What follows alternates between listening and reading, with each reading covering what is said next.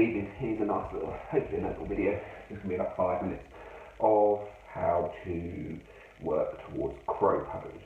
I use it quite often in my class as a kind of a beginner arm balance. It's a really nice way to begin to get over the fear of not being on your feet but being on your hands. So we're going to work through a few bits of wrist warming up, a little bit of exercise, how just to mobilise and strengthen our wrists. Good ideas even if you have kind of weak wrists and you're not used to doing anything when you're on them. If every time you do a chaturanga or you're kind of doing this and you find that your wrists are painful, then doing these will help that.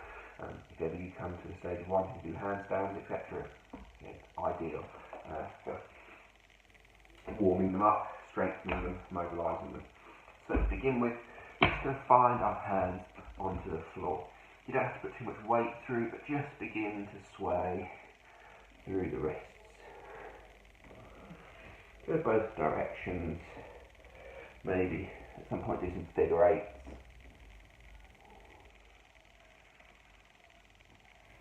So you just move the weight around. Try, if you can, to keep the weight more through this part than this part. The more you push down through this part of the wrist, the more you're going to find some discomfort eventually. So keeping the weight more over the knuckles, trying to keep, as you can see, try not to let this happen with your fingers, so a gap under here. Try to keep the thumbs down and just gently moving around. Feel as if the index fingers are pressing down. You can almost even see how my index finger bends here, but my knuckle is still in the floor and my thumb is gripping, trying to pull forward. And then once we've done that for 30 seconds or so, we find some stillness and we're going to lift the palms up, and you can see that my fingertips, the knuckles are still on the floor, and come down, and we come up and come down, come up and down. And we just keep repeating, breathing slowly, focusing on how our wrists and arms feel. Obviously, the more weight you put over, the further forward you bring your shoulders, the harder it becomes. The more you move back, the easier it becomes. Switch the hands so they come out towards the sides and do the same, fingertips facing outwards. Just do maybe 10 to 15 reps. And then turn the fingers so they turn back towards you. Same again.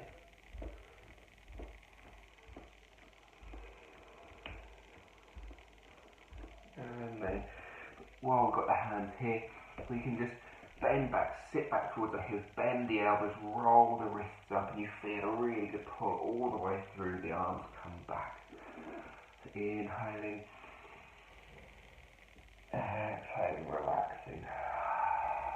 Inhaling, exhaling. One more time. Exhaling. Sit yourself down, give the wrists a little shake out, roll a little. Circles, just get hold of the wrist and stabilise the bottom, move the top of the hand around both sides. Right, so for crow pose, we're going to move in towards that. Let's just see if I can flex up a little bit.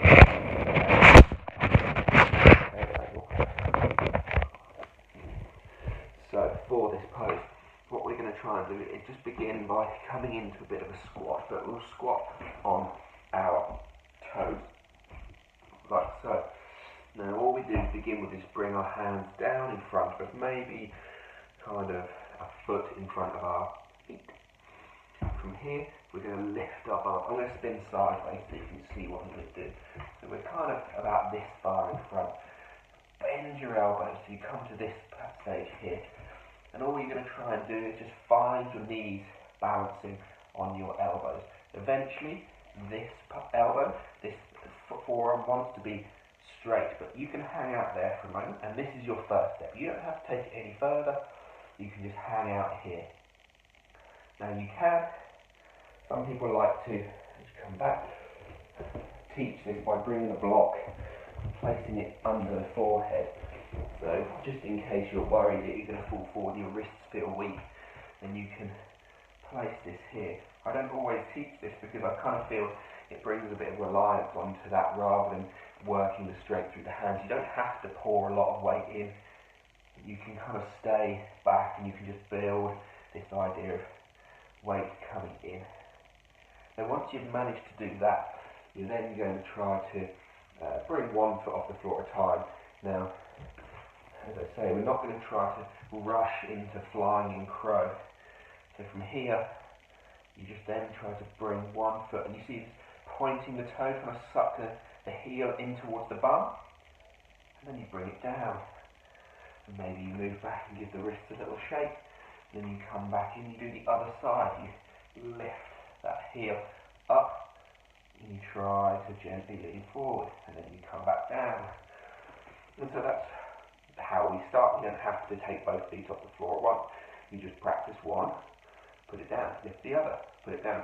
But the most important bit I find when teaching this is it's that little lift of the heel towards the bum. It's that, trying to pull up, up, up, up, up. Then it allows for the other foot just to lift like that. The worst thing you can do is try to jump into this pose and try to rush. Just keep lifting that foot and you'll get this place where the more you bring the foot in, the more you can find this kind of pelvic tilt and pull up through your pelvic floor, and it allows for the other foot just to float up and slowly come down. Now one thing that some people do when they're learning crow, and some people teach it like this, I've seen, especially if you do body balance and things like that, what sometimes gets taught is the gripping of the outside of the arms. So you come like this and you bring the elbows outside, the knees outside the elbows. Now there's nothing overly wrong with this. It's a nice way of overcoming the fear of falling on your face, because when you squeeze your knees inwards, it fires up the muscles through the inner thigh. It then fires right up into the pelvic floor. That helps you find this lift, which when you do it the other way, like this, you're having to rely on your muscular contraction rather than of just the pelvic floor, rather than the thighs squeezing in to engage. Excuse me. So what we're going to try and do, if we do this version, is use this as a way of maybe, as again, we point the toes and try to lift towards the bum, and we do the same.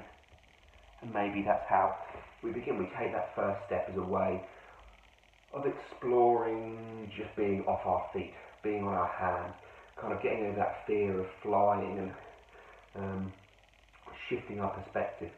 The problem with doing that is then, again, it's only if you want to start getting jazzy really, and so obviously once you do it the other way, you can then begin to find you fly from here, and because this is there, you can then lift one leg off, and you can switch sides.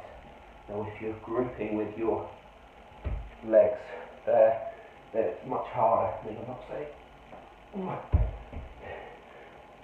as you say, kind of manages, but not really. So that's a very brief idea on how to find crow pose. Any questions? If that was clear as mud, feel free to send them over and I will try to clarify. Again, the worst thing you can do is try to rush. Just take those first steps.